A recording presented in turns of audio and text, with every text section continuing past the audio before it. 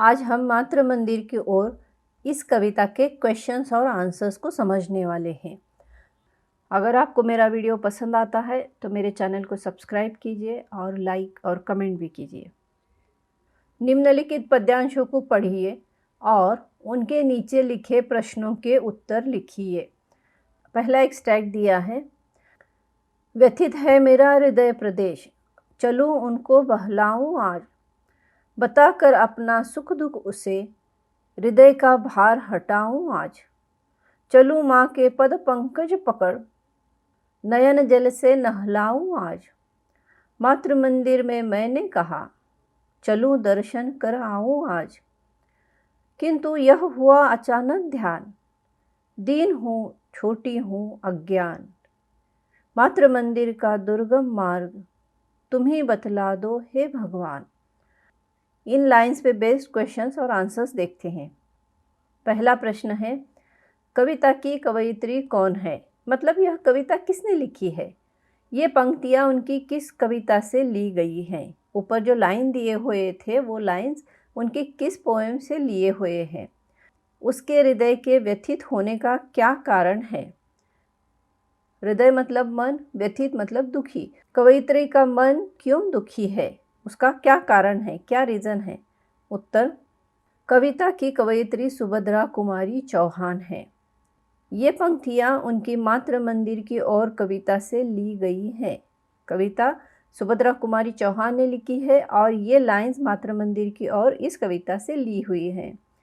उनका हृदय इसलिए व्यथित है क्योंकि भारत माँ परतंत्र है। कवयित्री का मन क्यों दुखी है?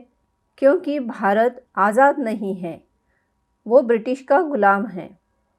कवयित्री ने भारत की परतंत्रता को लेकर अपने मन का दुख व्यक्त किया है।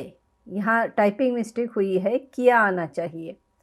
इस बात को लेकर कवयित्री ने अपने मन का दुख, अपने मन की तकलीफ एक्सप्रेस की है, व्यक्त की है, एक्सप्रेस की है।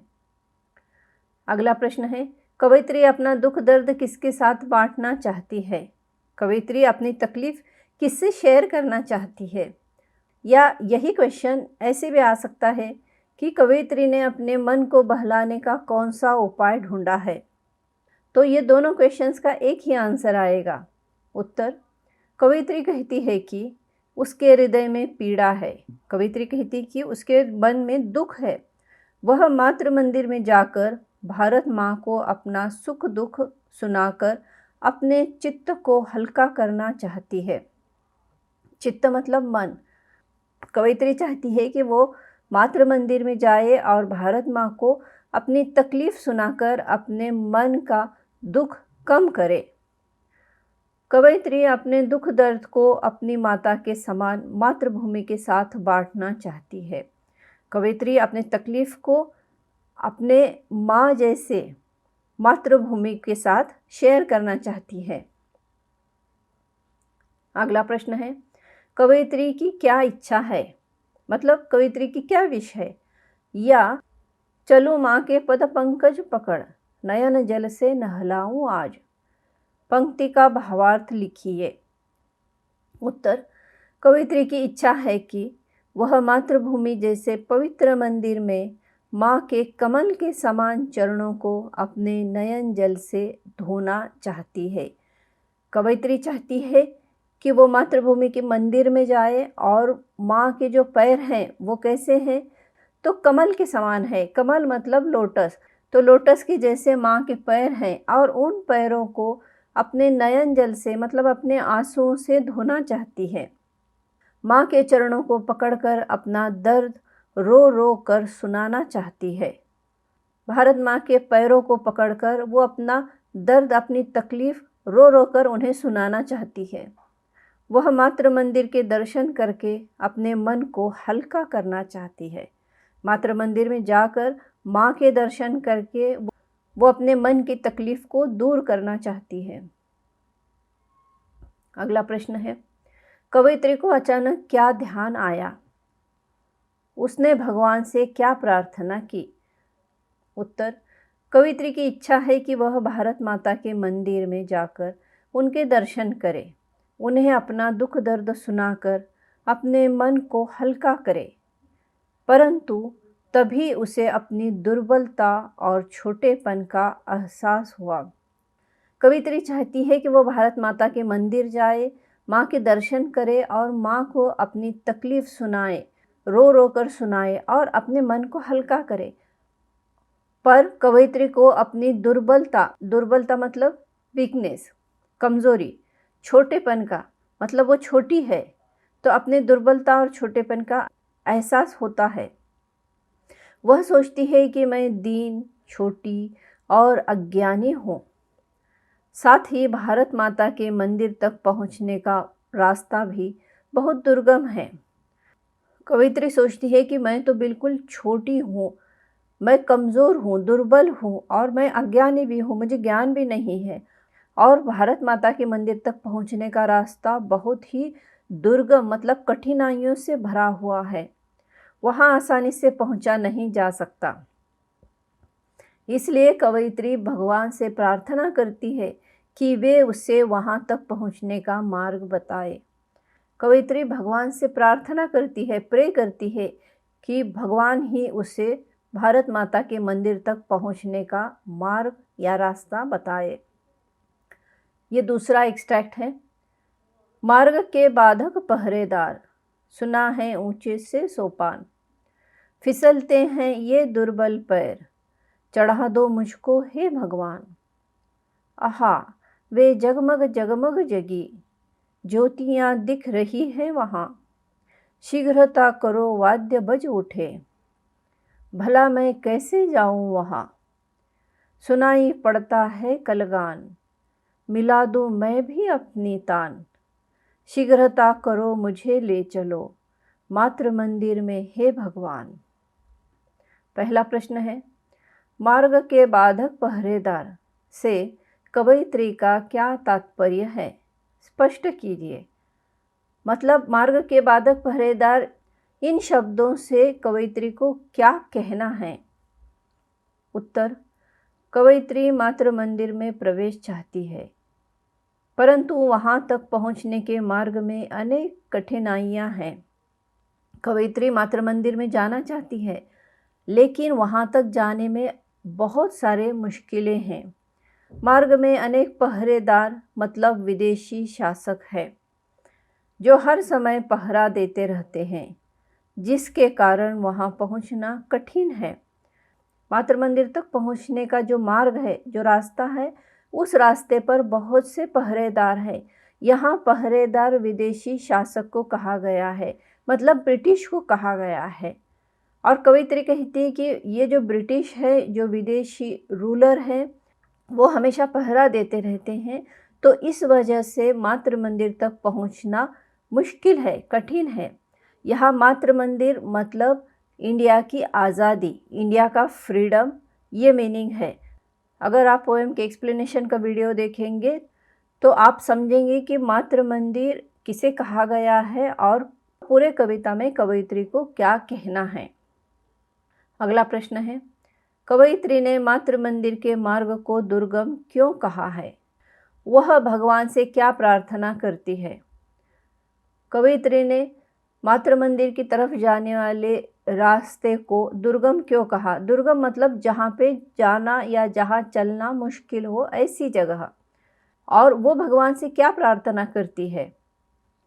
उत्तर, कवयित्री ने मातृ मंदिर के मार्ग को दुर्गम इसलिए कहा है क्योंकि मार्ग में अनेक पहरेदार मतलब विदेशी शासक हैं, जो हर समय बाधा उपस्थित करते हैं।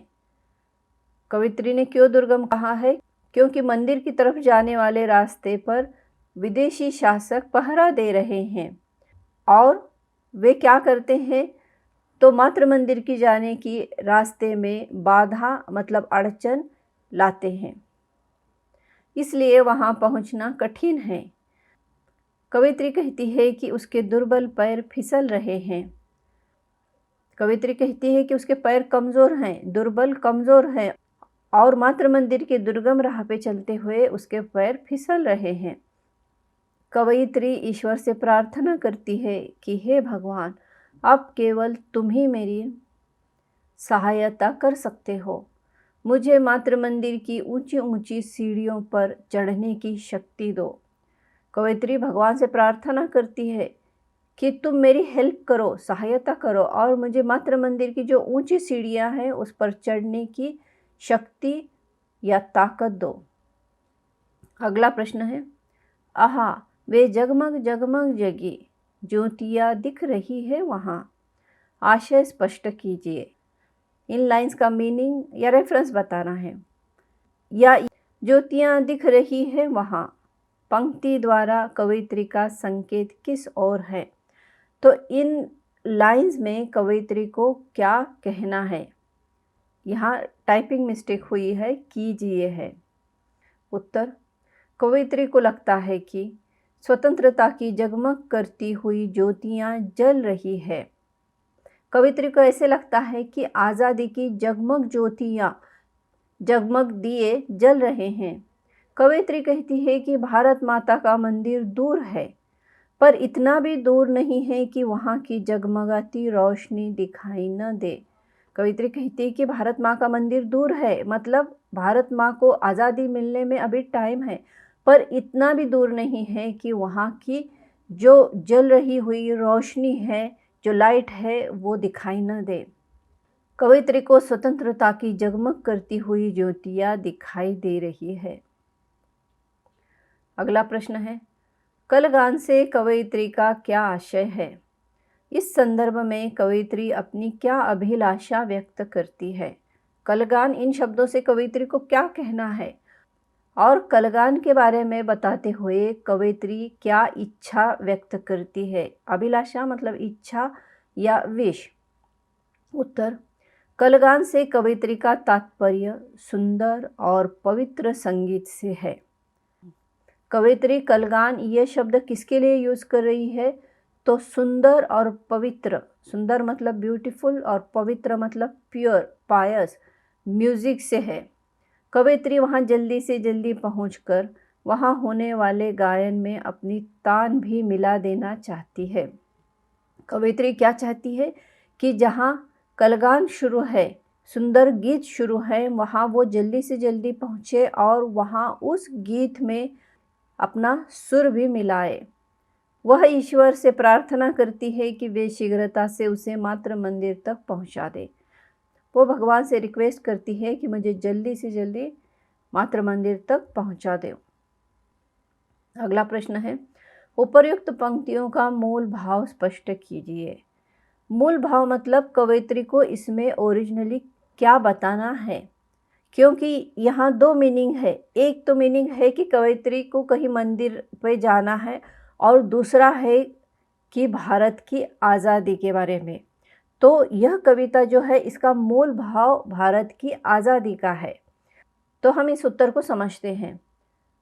कवयित्री को एहसास हो रहा है कि भारत की स्वतंत्रता अब दूर नहीं है। कवयित्री को फील हो रहा है कि अब डिपेंडेंस मिलने वाला है, इसलिए वह कहती है कि वहाँ का जगमगाता दृश्य उसे दिखाई दे रहा है। मतलब स्वाधीनता मिलने में अधिक देर नहीं है। कवयित्री कहती है कि उसे रोशनी से भरा हुआ दृश्य दिखाई दे रहा है। इसका मतलब है कि स्वाधीनता मतलब आज़ादी, आज़ादी मिलने वाली है। इसलिए वह चाहती है कि भगवान उसे जल्दी से अपने लक्ष्य तक पहुंचा दे, जिससे कि वह भी देश को स्वतंत्र करने में अपना योगदान दे सके। कवयित्री को दिख रहा है कि भारत को आज़ादी मिलने वाली है, इसलिए वह भगवान से प्रार्थना करती है कि मुझे जल्दी से जल्द अपने लक्ष्य तक पहुंचा दे और वो देश के स्वतंत्रता आंदोलन में अपना योगदान दे सके। योगदान मतलब कंट्रीब्यूशन, तो वो देश की आज़ादी में कुछ कंट्रीब्यूट कर सके। नेक्स्ट वीडियो में हम इसके आगे के क्वेश्चंस और आंसर्स को समझेंगे।